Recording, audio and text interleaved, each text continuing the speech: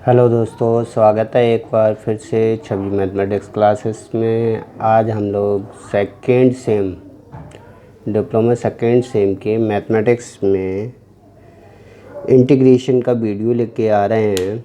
इस वीडियो में हम लोग इंट्रोडक्शन ऑफ इंटीग्रेशन के लिए सीखेंगे कि इंटीग्रेशन क्या होता है, उसके फार्मूलेस क्या होते हैं, इसके बारे में स्टडी करेंगे। ठीक है, चलो आइए देखते हैं। सबसे पहले मैं बात करता हूँ इंटीग्रेशन की। तो इंटीग्रेशन होता क्या है, बेसिक हमें ये पता होना चाहिए। तो डेफिनेशन की बात कर लेते हैं। सबसे पहले डाल देता हूँ हेडिंग समाकलन। समाकलन इंटीग्रेशन यानी कि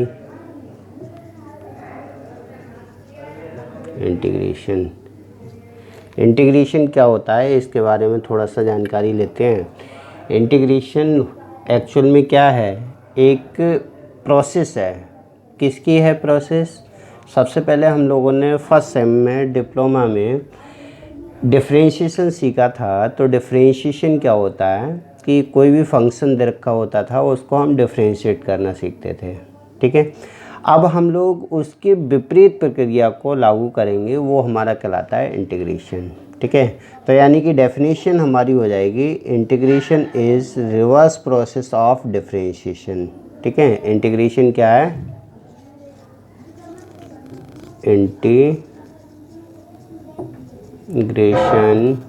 is reverse process of differentiation.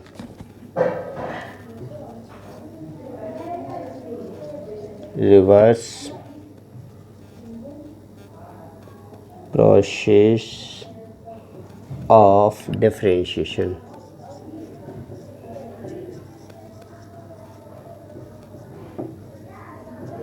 Reverse process of differentiation. Integration क्या होता है? अवकलन की विपरीत प्रक्रिया। हिंदी में से कहते हैं अवकलन की विपरीत प्रक्रिया को समाकलन कहते हैं। समाकलन कहते हैं। यानी कि इंटीग्रेशन क्या होता है? अवकलन की जो विपरीत प्रक्रिया होती है उसको हम क्या कहते हैं? समाकलन कहते हैं। इस चीज़ को हम कहते हैं इंटीग्रेशन। ठीक है, अब थोड़ा सा इसको एग्जाम्पल के थ्रू समझते जाते हैं कि जैसे अगर आपका कोई भी फंक्शन है, एफ एक्स कोई फंक्शन है, एक्स की पावर 3 सपोज। ठीक है, एक्स की पावर 3। तो एक्स की पावर 3 को अगर हम डी ओवर डी एक्स करते थे, डी ओवर डी एक्स यानी कि अवकलन करते थे एक्स की पावर 3 का, तो वो हो जाता था 3x²। यानी कि पावर आगे जाती थी, एक पावर घटा देते थे। ये हमारा प्रोसेस जो होता था वो कहलाता था डिफरेंशिएशन। ठीक है, पावर को इस तरह से घटा देते थे, वो डिफरेंशिएशन कहलाता था। अगर मैं इसको थोड़ा सा रफ कर देता हूँ,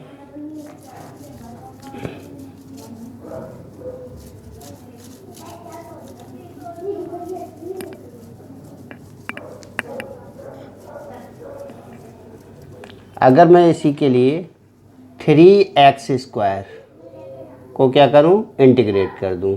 इंटीग्रेशन का ये साइन कहलाता है। अगर इसको x के रेस्पेक्ट में इंटीग्रेट करें तो ये हो जाएगा x की पावर 3। ठीक है, तो यानी कि जो हमने डिफरेंशिएट किया और उसको रिवर्स उल्टा काम कर दिया कि वही फंक्शन हम लेके आ जाएं। ठीक है, अगर हम इसको इंटीग्रेट करें और इंटीग्रेट करने पर हमारा क्या हो जाएगा? फंक्शन प्राप्त होगा। ठीक है, तो ये जो प्रोसेस होती है वो कहलाती है इंटीग्रेशन। ठीक है, यानी कि कोई भी फंक्शन होगा इस तरह से डिफरेंशिएट किया हुआ होगा तो वो उसका इंटीग्रेशन मिल जाएगा। ऐसे ही अगर जैसे हम बात करें कि अगर कोई फंक्शन हम लोग इधर डिफरेंशिएट की बात करें, साइन एक्स का D over D x, sine x जो होता था उसका डी ओवर डी एक्स कितना होता था? Cos x. हम लोग सीख चुके हैं फर्स्ट सेम में। ठीक है, अगर मैं यहीं पर कॉज एक्स को क्या करूं? इंटीग्रेट कर दूं। किसके रेस्पेक्ट में? एक्स के रेस्पेक्ट में। ठीक है, कॉज एक्स को इंटीग्रेट कर दूँ एक्स के रेस्पेक्ट में, तो ये क्या हो जाएगा आपका साइन एक्स, जो कि हमारा फंक्शन था। ठीक है, तो ये हमारी प्रोसेस जो है वो कहलाती है इंटीग्रेशन। आई होप ये बात आपको समझ में आ गई होगी, और इस तरह से हम किसी भी फंक्शन का इंटीग्रेशन के लिए कैलकुलेट करते हैं। ठीक है, क्लियर है? ओके, चलो अब कुछ अदर फंक्शंस को देखते हैं। अब देखिए यहाँ पर हम लोग किसी भी फंक्शन को इंटीग्रेट करते हैं, तो इंटीग्रेट करने के बाद हम लोग क्या करते हैं, उसमें एक इंटीग्रल कोफिशिएंट कांस्टेंट के लिए ऐड कर देते हैं, क्योंकि इंटीग्रेट कोफिशिएंट कहलाता है, समाकल गुणांक कहलाता है। यानी कि अगर आपका कोई भी फंक्शन है, जैसे सपोज़ मैंने मान लिया कि 3x² प्लस का 2x और प्लस का 3, इसको मुझे इंटीग्रेट करना है। ठीक है, तो इंटीग्रेट करूँगा तो ये हो जाएगा आपका एक कुछ इस तरह से मिलेगा कि इसको करेंगे तो प्रत्येक फंक्शन को अलग अलग इंटीग्रेट कर देते हैं dx के रेस्पेक्ट में, तो ये कुछ हमें इस तरह से मिलेगा x³ प्लस का x², ठीक है, और प्लस का 3x, और उसके बाद में हम एक कांस्टेंट ऐड करते हैं। ठीक है, तो ये कहलाता है आपका समाकलन कांस्टेंट। ठीक है, ये हम क्यों ऐड करते हैं, इसके पीछे भी एक रीज़न होता है, इसको समझ लीजिएगा आप लोग। कि अगर जैसे सपोज हमने कहा अभी कि डिफरेंशिएशन की विपरीत प्रक्रिया, यानी कि जो रिवर्स प्रोसेस होती है डिफरेंशिएशन की, उसको हम इंटीग्रेशन कहते हैं। ठीक है, तो अब जैसे अगर सपोज मैंने मान लिया कि यहाँ पर x³ प्लस का 2 ये आपका है, ये क्या है, कांस्टेंट है। ठीक है, अगर मैं इसको क्या करूँ, डिफरेंशिएट करूँ, d/dx करूँ, तो यहाँ पर क्या हो जाएगा, हम लोग जानते हैं कि पावर आगे आ जाती है, इसमें पावर आगे आ जाएगी, एक पावर घट जाएगी, तो ये हो जाएगा 3x²। ठीक है, और 2 का करेंगे तो ये हो जाएगा 0। सही है, तो 0 यानी कि हमें मिला 3x² कम्प्लीटली। अब हम बात कर लेते हैं इंटीग्रेशन की। इंटीग्रेशन करते हैं 3x² का, जब इंटीग्रेशन करेंगे तो अभी हमने देखा था कि x³ है, x³ है, लेकिन होना क्या चाहिए अकॉर्डिंग टू डेफिनेशन, ये 2 भी आना चाहिए। तो ये 2 की पूर्ति करने के लिए हम लोग क्या करते हैं, एक नया कांस्टेंट ऐड कर देते हैं। क्या, जैसे कि यहाँ पर 0 किसका हुआ, कांस्टेंट का डिफरेंशिएशन 0 हुआ, तो यहाँ 0 अगर मैं इसमें ऐड कर दूंगा ऐसे करके, तो 0 का जो होगा dx के रेस्पेक्ट में कर रहे हैं, 0 का जो इंटीग्रेशन होगा वो कितना आ जाएगा, कांस्टेंट आ जाएगा। कांस्टेंट ये आपका कोई भी वैल्यू ले सकता है, 2 हो सकता है, 6 हो सकता है, 4 हो सकता है। तो अकॉर्डिंग टू क्वेश्चन जैसा जैसा आपकी आवश्यकता होगी उसके अकॉर्डिंग ये कांस्टेंट बिहेव करेगा। ठीक है, आई होप ये बात आपको क्लियर होगी।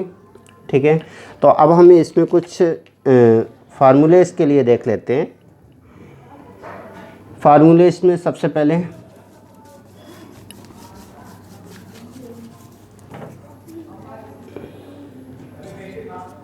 जैसे कि आपको x⁴n का इंटीग्रेशन की बात करें, तो x⁴n का जो इंटीग्रेशन क्या होगा, पावर ऐड हो जाती है n+1 और वही अपॉन में आ जाता है n+1 और प्लस कांस्टेंट c। ठीक है, इसी प्रकार से आपका e⁴x का इंटीग्रेशन की बात करें तो e⁴x का डिफरेंशिएशन भी वही होता है, तो इंटीग्रेशन भी वही होगा, क्योंकि इसमें कोई भी इफेक्ट नहीं पड़ता, चाहे डिफरेंशिएशन हो चाहे इंटीग्रेशन। ये एक ऐसा फंक्शन है कि जो डिफरेंशिएशन और इंटीग्रेशन पे किसी पे इफेक्ट कोई नहीं डालता।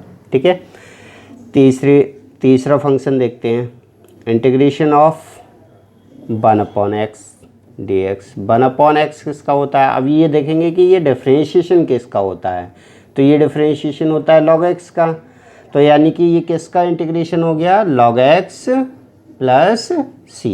ये आपका कांस्टेंट हम हर फंक्शन के साथ में ऐड करते चले जाएंगे। प्लस अगला हो गया आपका, जैसे आपका suppose sin x dx, sin x का इंटीग्रेशन, अब देखिए sin x किसका होता है, sin x होता है cos x का, cos x का माइनस sin x है ना, तो sin x का क्या हो जाएगा, माइनस का cos x और प्लस कांस्टेंट c। ठीक है, इसी प्रकार से आपका cos x की अगर हम बात करें तो cos x का इंटीग्रेशन प्लस का sin x और प्लस कांस्टेंट c।